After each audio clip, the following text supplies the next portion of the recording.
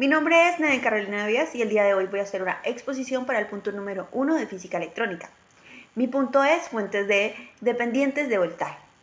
Entonces, una fuente dependiente de voltaje es un dispositivo electrónico que genera un voltaje de salida dependiente de otra variable del circuito, como lo es la corriente o el voltaje, en otro punto del mismo. ¿Listo? La diferencia entre las fuentes de corriente independientes cuyo voltaje de salida es constante, el voltaje de salida de las fuentes dependientes de voltaje varía según la función de la que dependa. Existen dos tipos. Uno de ellos es el que es controlado por voltaje y el otro es el que es controlado por corriente.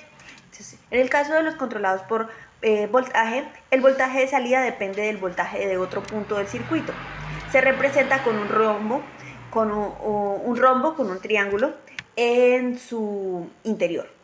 ¿Listo? Las que son controladas por corriente son voltaje de salida que depende de la corriente de otro punto del mismo circuito, que se representa con un círculo en su interior. Las características se caracterizan porque su ganancia es la relación entre el voltaje de salida y la variable de la que depende.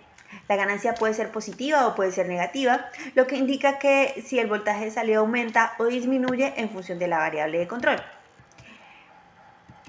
Tenemos unos ejemplos de que pueden ser los amplificadores operacionales. Un amplificador operacional es un tipo de fuente dependiente de voltaje con la cual genera ganancia.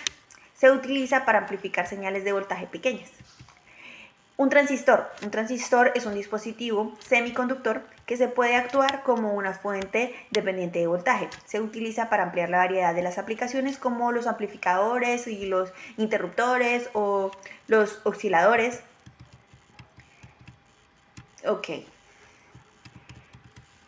También pues tenemos que se utiliza una amplia variedad como lo es en los filtros, en los osciladores, en los circuitos de control.